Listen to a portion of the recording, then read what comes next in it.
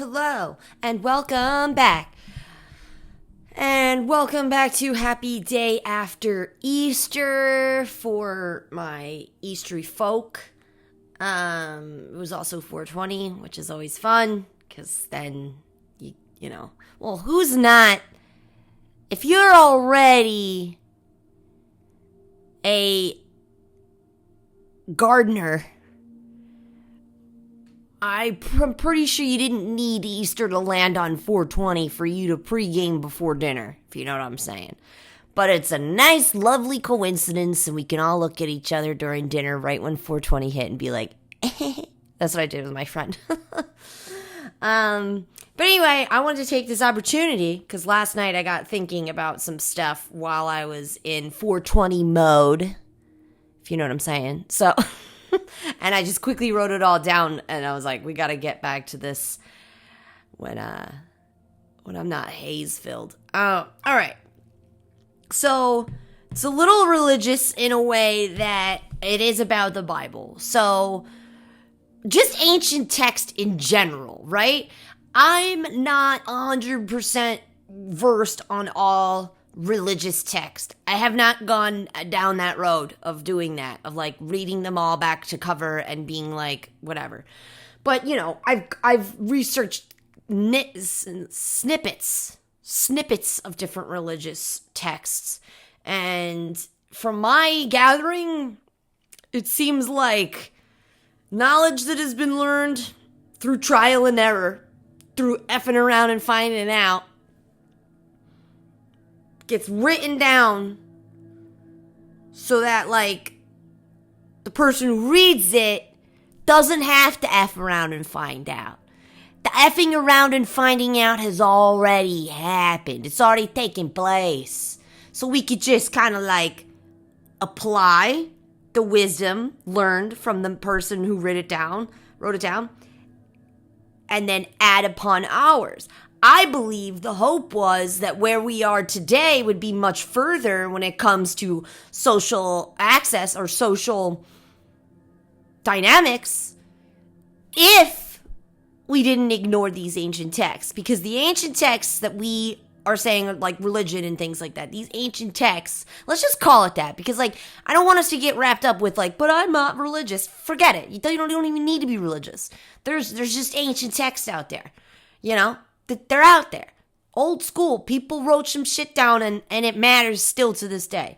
So what that made me think about, though, is like, because when I read stuff in the Bible, I'm like, oh, I figured out that lesson by effing around and finding out.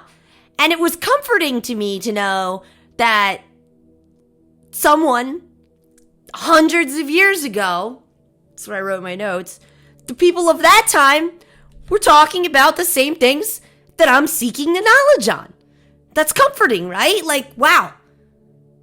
Human beings, like, that's what we do. We seek wisdom. That's our jive. That's also a chapter in the Bible. It's called Seeking Wisdom or something like that, or the Call of Wisdom. And it's great. Whatever. So...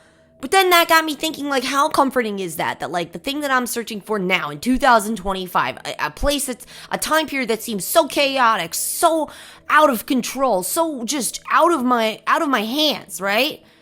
Yet,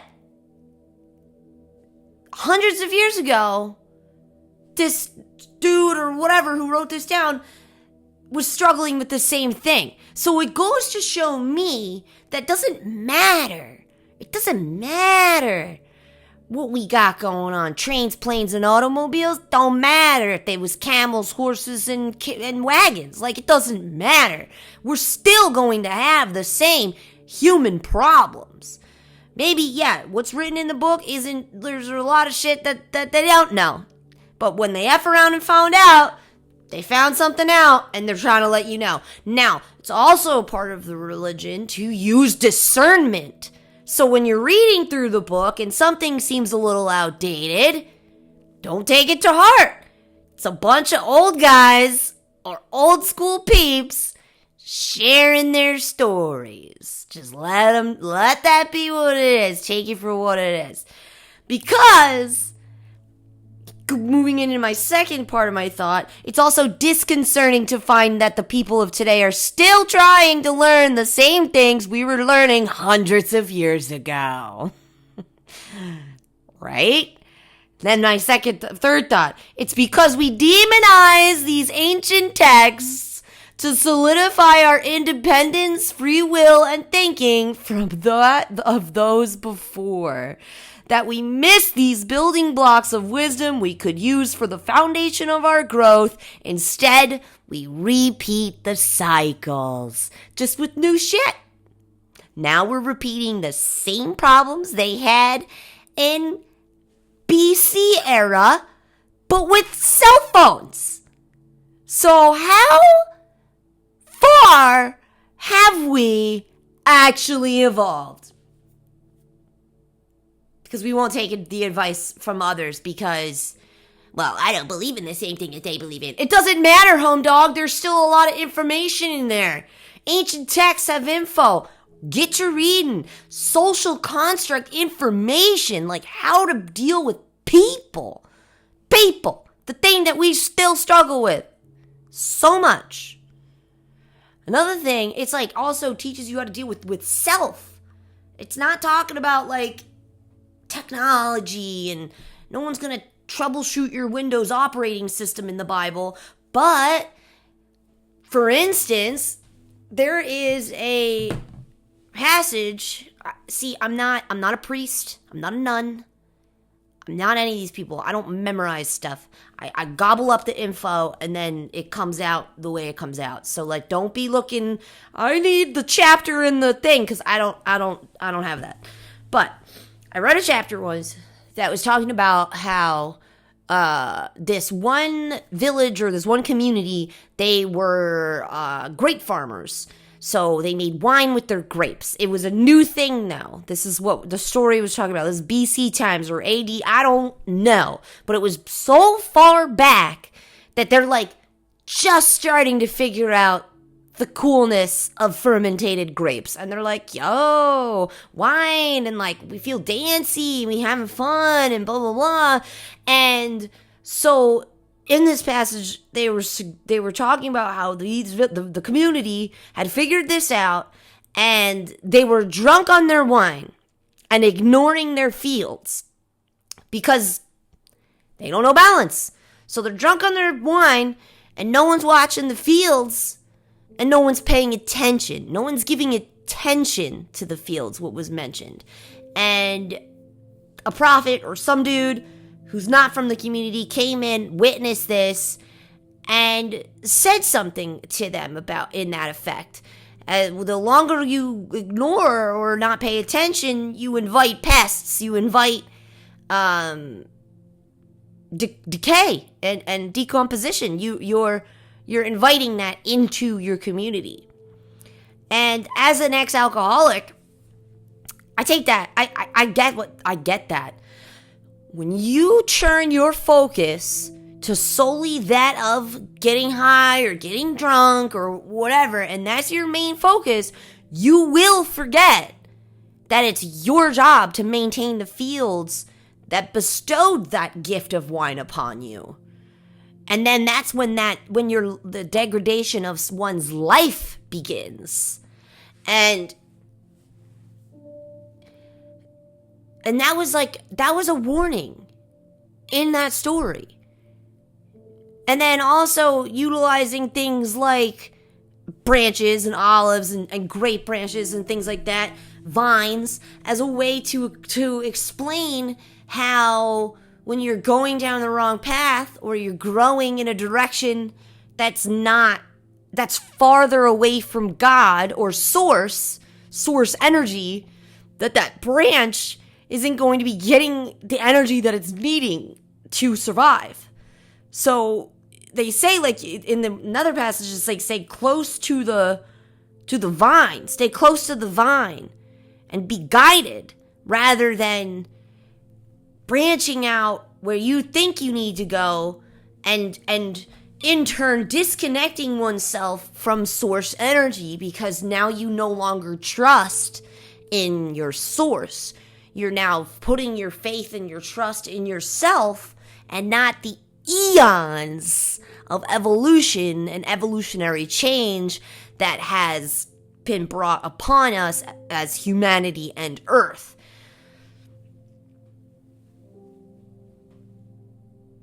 Yeah. It's interesting. Mind blanked out.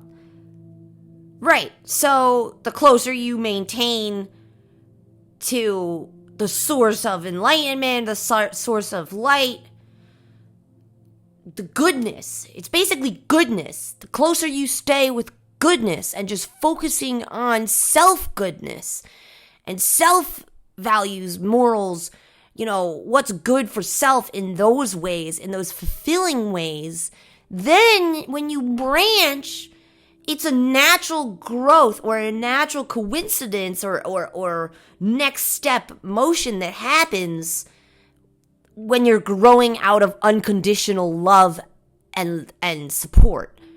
Does that make sense? Because source is unconditional love. And if you grow away from unconditional love, that branch will need to be pruned to save the vine. So, there's another passage that says cut off, if your hand is going to bring you to sin, then cut off your hand. If your eyes are going to bring you to sin, then pluck out your eyes. Obviously, that's not what they're saying, but we like to take things super literal. But they're not being literal. They're basically saying, if you can't stop making excuses for living ill-intentioned, then cut off or get rid of what has such power over you. You can't make it your own decision out of goodness. You're going to blame it on your hand or I saw a woman and I couldn't help myself. Then cut your eyes out, home dog. See what I'm saying? These are valuable lessons that I wish we all just kind of already knew. But because of that connection to religion and the feeling that we have to believe in the totality of it all, the magic of it all, keeps us away. It keeps us from learning these little subtle messages. It keeps us away from building a foundation, pouring the cement to the foundation of our basement with someone else's story. That's what we're trying to do now, right? But we're taking religion out of it because we're modern people and we're trying to do that again. We recognized that these religious texts do have semblance of truth that can be utilized for everyone. And now, I don't know, maybe that's just my personal goal, right? My personal purpose. I wanna take information like that and transmute it into something that everyone can understand, that everyone can accept, so that we can all learn these wisdoms and grow upon them. But in modern society, without linking them to the fears and the uncertainties that we had in the past. In the past, there was a lot of uncertainty. Oh, hey, that's a flower I've never seen before. Don't touch it. It's from the devil. Ignorance. Ignorance breeds violence. And that's what happened with religion. Ignorance breeds the violence out of the fear. And oh, no, that's a new person. Oh, that must be from the devil. That person. They got different skin color than me. That must be the devil. Ignorance.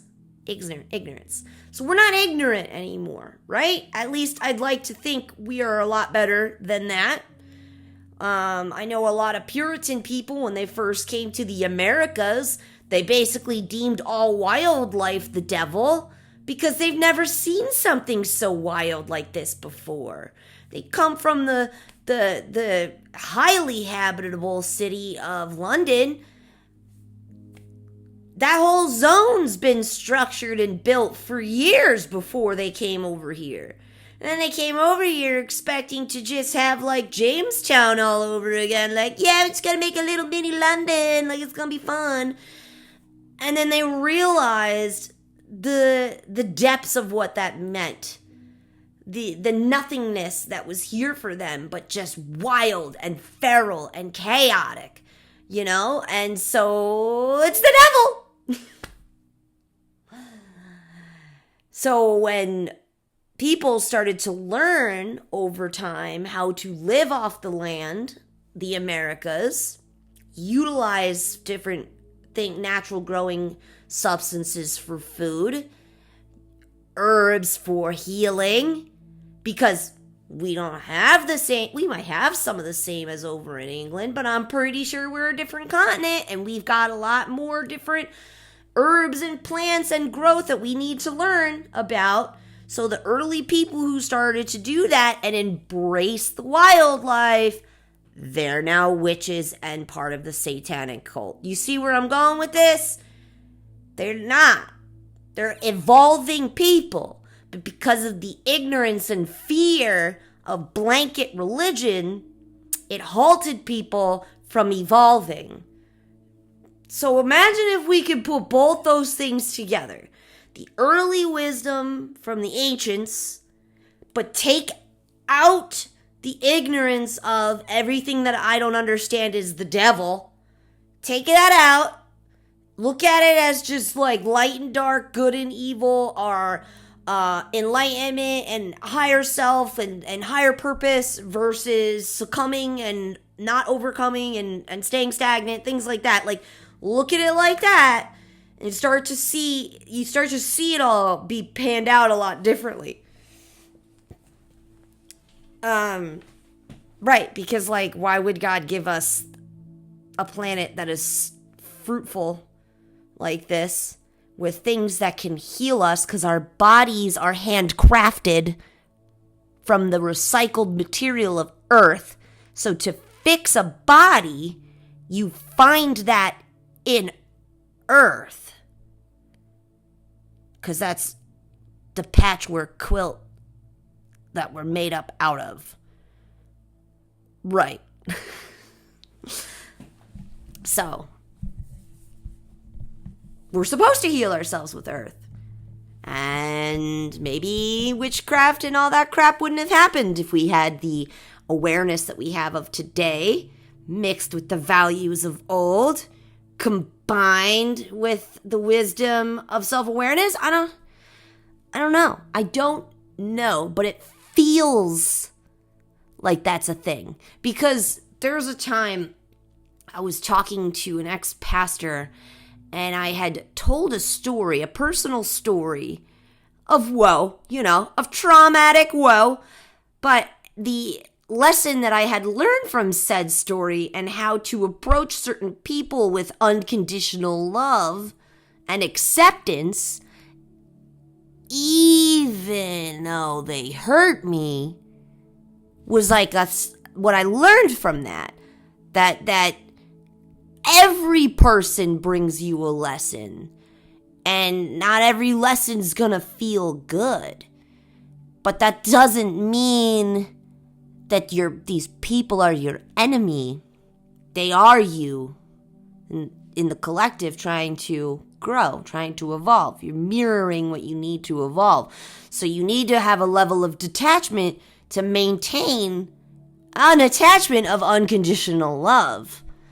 And right when I kind of like explained that, he was like, oh yeah, that's Matthew chapter blah, blah, blah. Like, you basically just broke that down in layman's terms. And I'm like, that's blowing my mind, because maybe if I would have read that story in a way, maybe not right out of the Bible in Old English, but like or Aramaic or whatever, and like in that new version, if I had someone to explain that before, like we're doing that now with like energy work and spirituality and things like that, but like it's been written down.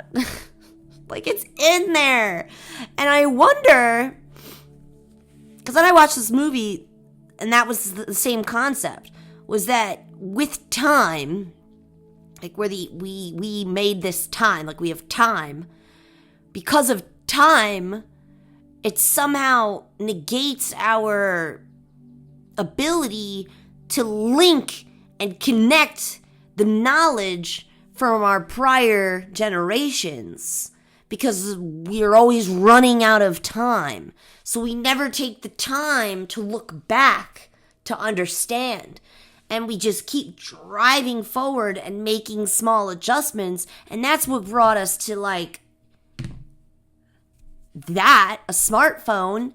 But up here and in here, we're still struggling with the same challenges that people struggled with back then that were in here and in here. I'm not talking about laundry machines because that's an external problem. Like, external problems, we're really good at figuring out humanity. Like, we're good at that. Internal problems, nope. It's someone else's fault that I'm this way. Someone else's fault I'm this, and that. You know what I mean? Like, whatever, or I'm just the way I am, and we don't realize that these things that we think now are exactly the things that people were introspecting and reflecting on hundreds of years ago. And we still haven't figured it out. In my opinion, Jesus came closest because he's like, unconditional love. That's the jam. Like, I'm going to hang out with everybody. I'm not going to sit at a table full of rich dudes, even though it's considered an honor, because these people don't need me. I'm going to go sit with the sick and the sinners, because they need me. They need to hear my wisdom. He's trying to help the collective consciousness evolve. You know, he's wasting his time with people who already believe in it. So, right, unconditional love, overcoming, inner child. Yeah, that's another thing. Inner child healing in the Bible. Those who have, I can't do the quotes. It's loose. Here we go, loose. But those who basically find the inner child of self or become childlike themselves are the only ones who are ever going to find the kingdom of heaven. Right, because the kingdom of heaven is like right here. But when you grow up into adulthood and the society tells you, okay, now that you've reached adulthood, there's a couple things we need you to leave behind in childhood, which is wonder, curiosity, joy, and bliss. We're just going to have to ask you to leave those on the conveyor belt to go back to childhood. Right when you make that disconnect, you're already in hell. You've already succeeded living in hell.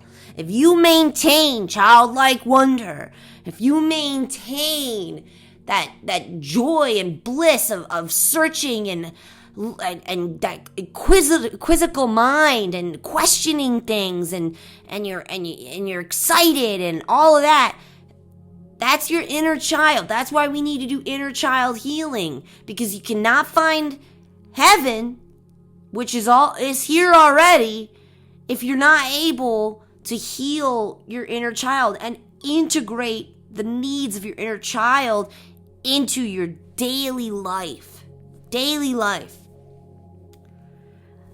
It's interesting to think about that, because like there's a couple other, I have some written down, because there's some other Bible passages when we were going through them in this church I used to be at. I was like, wow.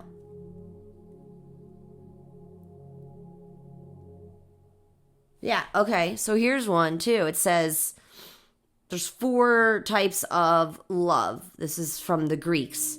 There's eros love, which is passionate love, filio love, brotherly love. I'm not pronouncing any of this right. Storge is fondness, and agape is unconditional love, self-sacrificing love. God's love is like a well. God loves us with unconditional love. Right, because you want to know why that's what unconditional love is? Because every spring, all the trees out in your yard are gonna bloom. Like they're gonna get leaves. It doesn't matter how good or bad you were. You're getting leaves. That's unconditional love. You're still gonna be able to go plant those tomatoes. You're still gonna be able to have your garden. Still gonna be able to work with the soil.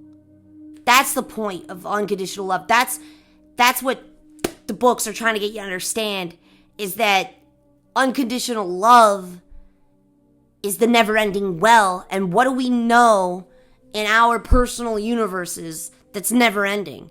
It's the cycle of the seasons, right? The ebb and flow of our natural seasons.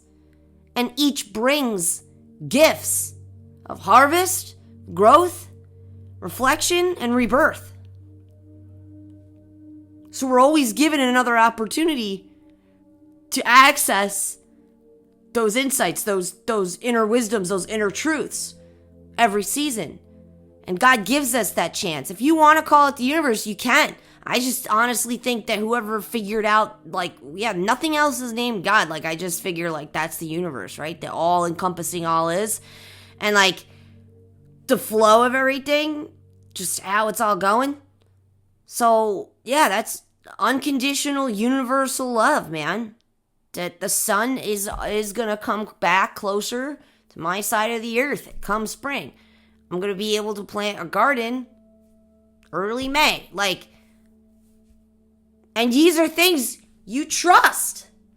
Because that's unconditional. Like a mango isn't going to go extinct tomorrow because you curse someone off cutting them off in traffic. Or they cut you off in traffic. You still are able to enjoy the sweetness of a mango after that. That should make you feel bad. And I think that's the point. That's the point. If you look at the unconditional nature of nature and earth and the growth of food and stuff that's just existing here, like a fruit, that's like unconditional love. You bite into a fruit, it's sweet, it's sour, it's delicious, it's filling, it's good for you. Is that not unconditional love? That apple, it just appled. Just apple. Now, if God or the universe was not created on the basis of unconditional love, then I think this spring, with how much evil is going on, right? Everyone's freaking out, right? Why don't we have dust in our yards right now? Why do we have green on the trees?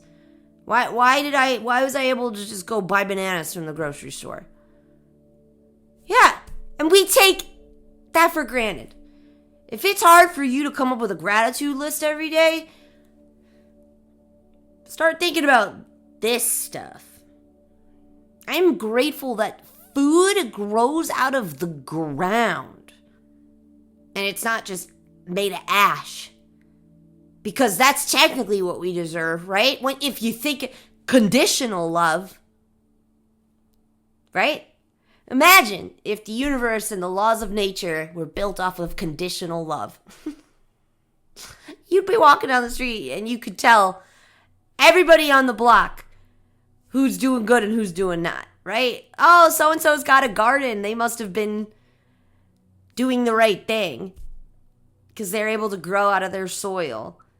No. It's unconditional for all of us. We all get the same gift. We all get the same opportunity to work with the laws of nature and the laws of the universe. We all get the same opportunity. So,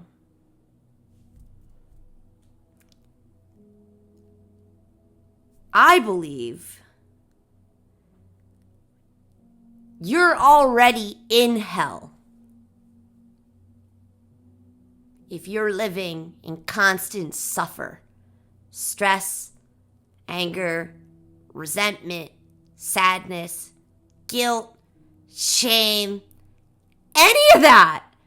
If you feel that in your body, you're already in hell. Heaven is the healing, is the transmutation of those feelings, the surrendering of that heaviness. In comes Jesus, meant to suffer for those inner sins so that we can let them go. Because he knows the universal truth that is we are light. And light cannot begot light if you've got heavy debris anchoring you down to the realities of this earth, the earthly pleasures, right? It's like so true. Like this works anywhere. This knowledge works anywhere.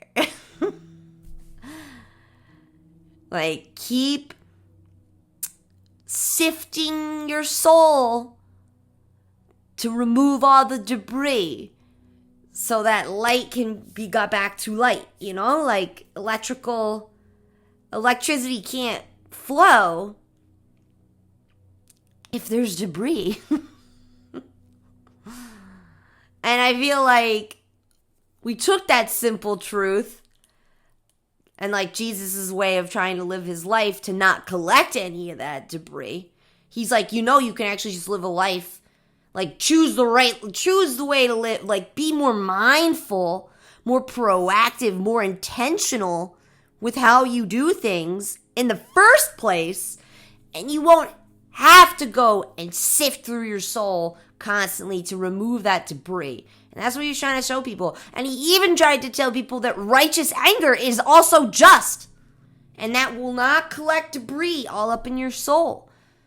Everything with the coming from a seat of good intention, which is also light work intention, which is also light workers.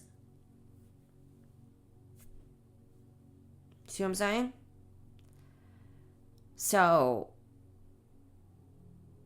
yeah, that just blows my mind. Like, not everything, obviously, but there's so many wisdoms and lessons about what we're trying to do right now with energy work, and we're changing the name, we're calling it energy work because, like, religion is a crazy thing for us right now, and I get that, I get it. But, like, what if Jesus was here today and he did it now? Like, I'm pretty sure he would be using a lot of the same vernacular that we're using today, and we'd be, like, more resonating with what he's saying. You know, he even speaks upon, like, the power of the throat chakra by saying, like, yeah, y'all could just read the Bible, like, you could. He's like, but I'm here today to read it to you, so that you can process it and allow it to sink into you. The power of the spoken word.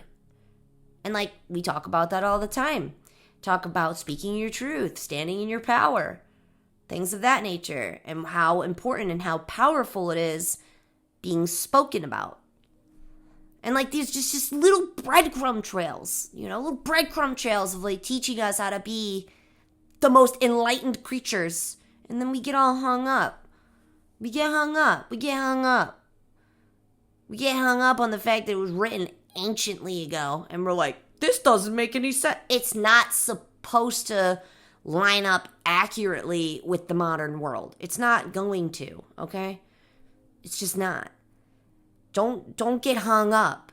Just take the overall wisdom, the overall advice, the overall wisdom sought knowledge, and put it into your life in a way that works for you, right?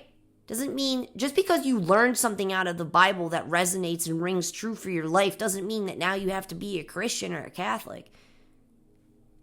Why are we not, like, I've learned a lot from Buddhist teachings. I'm not a Buddhist.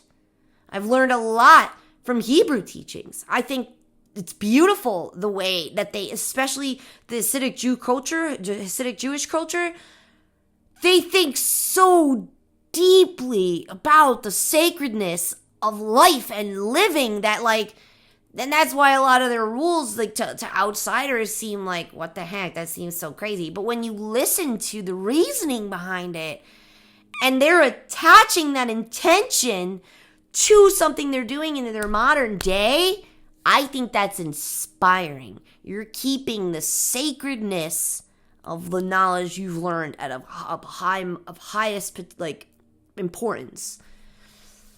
And I think that's great. But I'm not Jewish. I'm not gonna go hide my hair under a scarf. You know, even though I find that to be a beautiful tradition, showing the sacredness of a woman and protecting her femininity, and like the whole story around it is beautiful, and it resonates. It does, especially being one who's been sexually assaulted before. Yeah, it rings true. But it's not resonating with my lifestyle. Like, I'm not going to change my lifestyle. But even upon hearing that story, I'm like, wow, us chicks have been struggling. And the sacred ones, those little special ones, like, even worse. That's why such measures were taken to hide the women, you know? Now it's a different symbolization, but, like, in my opinion, yeah. Like, oh, and then I found out recently that's the same thing with circumcision. It was originally practiced because it's to show a physical marking upon the appendage to remind the user, the male, to use it for what it is for, the gift of life. And how it was explained in this video I was watching was that part on a man can be used to create life, but it can also be used to destroy life. And upon having this physical reminder to men to remember that, to utilize this gift for the beauty of creation and love, unconditional love. Wish we reminded all the dudes about that. Why wasn't someone saying that to why? Why did we lose that? Why do we not talk about that anymore? Right? Because, like, we're still getting attacked. Like, we all think it's new. Back in the day, women were literally in 1,000 petticoats, covered head to toe. Showing an ankle was illegal because don't you dare entice that man's eyes. Well, if he can't control himself, then maybe he should listen to the Bible and rip out his eyes. I'm for it. I'm for it. I'm for it. See what I'm saying? This is good knowledge. This is some good shit to know. If you want to say that as an excuse for why you hurt a woman, because you had no control over your eyeballs and your hands, then that should be the punishment. Lop off their paws, rip out their eyes, send them back out. We've helped you. We've helped you. You can now be a better man. Because, you know, you were so inflicted with the use of your eyes. You know, such an affliction. And you were so no control when you saw her ankle. Yeah, no, rip out your eyes. There's no victim shit going on anymore. Like, but that's the thing. Whoever wrote that then was sick of it then. Sick of people making excuses for why they harm and violate other people. Sick of it. So cut off your hands if that's your excuse. And we're still there. We're still equally outrageously angry that we still need that kind of energy now. I know there's other stuff in the Bible that we don't really need anymore. Like, we don't need to be stoning women to death for being single or whatever. There's a lot in there that's definitely aged out because in my opinion, like for instance, they do say, oh, a man shouldn't lay with another man. Like, oh no. But you want to know why that's said? It's because after God flooded the earth, Noah's Ark, we were an endangered species. So the way I read it was like, do your duties of repopulating the earth and then go do whatever you want. If you're gonna go lay with another man, like do what you gotta do. But like right now, nature, the universe, God's will, nature's will is that like we need to make more people right now. So like let's people up and then like do whatever you want. Right? I don't know. There wasn't anything, it didn't go into depths about it. It wasn't like, no, it just seemed like to me someone caught them doing it and they were like, yo, I get it. Trust me, I get it. But we're running out of people. If you could just impregnate like 3 different chicks, you're good. Go live your life, whatever. Like, right? Like that's so, and nowadays we do not have a problem with population. We have an overpopulation. And we are at a all-time high of the sorry, I don't know all the words, but we're at the height of that right now. I feel like that too is the universe, God, nature's will. We're overpopulating. Let's start making beings that want to be with beings that won't reproduce. Right?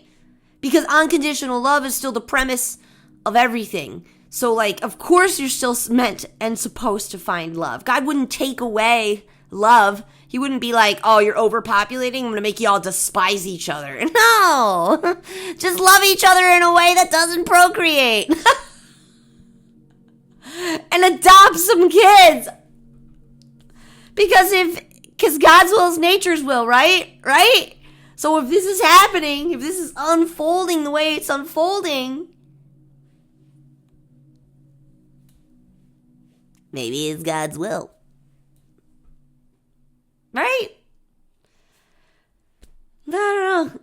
I maybe I have different ways of translating what I read. But like, it's even more telling that I have very large tattoos, colorful tattoos. I have a nose piercing, and they picked me out of the church and asked me to join the choir because they saw me singing so passionately on my own. They said, it looks like you belong up here. Tattoos out, piercings out, adorned with crystals, which are also in the Bible, BT dubs. We'll cover that in another epi. But, yeah, you're right. You're gosh darn, I look like I should be up there because I'm praising the Lord.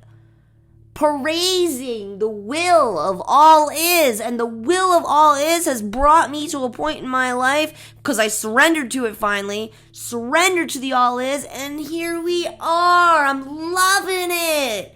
I am loving it. So why didn't they kick me out? Stained glass, old structure, built. Our church is about to have its 125th anniversary. But I'm currently one of the faces of Sunday. That's what I mean. It's not religion. It's not the church. It's people. And it's us segregating ourselves because we don't understand. There's ignorance. There's a lack of understanding. Nobody judges me. No one makes fun of me. No one points it out. No one treats me differently. No one asks me about my tattoos like I'm a museum. None of that. The lady remarked on my crystal. I told her I carved it. She thought that was kind of cool. I think I freaked her out because I actually had words to say other than thank you. But like, nah, people, no probs. No probs. Yeah, but let's get back to crystals in the Bible. the next time we chat. Now, I don't want to make this like a religious freaking channel, but like, I'll just say it real quick. They're just in there. They say that the gates of heaven are adorned with things like opal, red jasper, emerald, I have a thing to print out about it. Topaz, like a bunch of different ones. And in the beginning, I'm pretty sure in the Genesis, in the beginning, I feel like that was mentioned too. Astrology is totally mentioned in Genesis. God's like, yeah, I put stars and suns and shit in the sky to like help you guys figure out what's going on Earth. Loosely quoted, obviously. But he was like, so this could be your directionals and these can be your time, like the clock, blah, blah, blah. So everything's on purpose. Someone tells you it's not, just don't listen. Do your own thing. Learn about religion in your own way, you know? Read some ancient text. It's pretty awesome. Maybe I should end out, I don't know. It's a long passage, but it's not that long. The Wisdom's Call one is really good. Oh, dropping shit. Okay.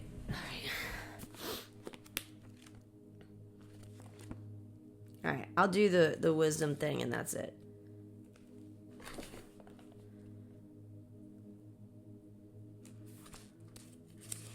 Is that it? That's not it. Where is it? Totally. I could have sworn I posted it. So I want to try and find it. There's two kinds of wisdom. No, I'm looking for Wisdom's Call. Such a good one. Crap! Guess it's not meant for this episode. That stinks, because it was so good. Two kinds of wisdom. Crap.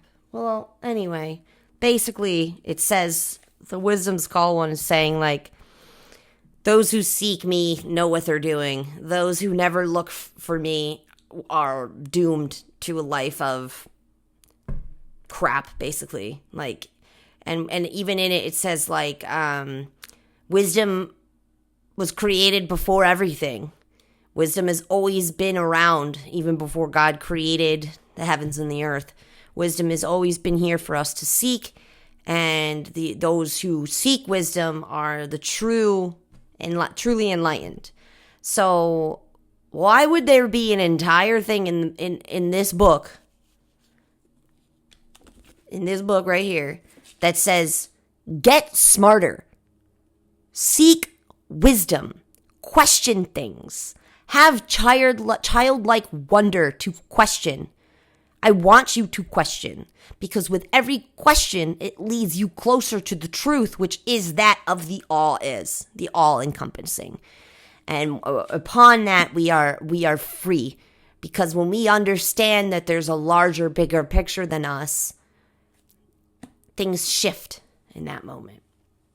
So why would wisdom be something we're meant to seek if we're not meant to alter some of this, right? Some of it, it's perfect. It should stay exactly how it is. Some of it needs to be altered. We don't need to stone women. We don't need to force them to stay with their abusing husbands or anything, because that's, the Christian way. Like, but that's even mentioned too. Like, don't hurt your wife and stuff like that, because then you open like a portal to the devil. So like, but there's some stuff that could go. Did you know Noah was an alcoholic? Like, because of all bearing the weight of all of the souls that were lost due to the flood, and he punished himself a long time after that. There was another. I think it was John. Yeah, John was sent. Disciple John? I don't know, just John. Was sent to Patmos Island as a prisoner island. And that's where he wrote most of his his books, like his prophecies and stuff, because he's alone. He's alone on an island. And all he did was keep strengthening his faith, because like that was his ultimate test, to try and rip him from his faith.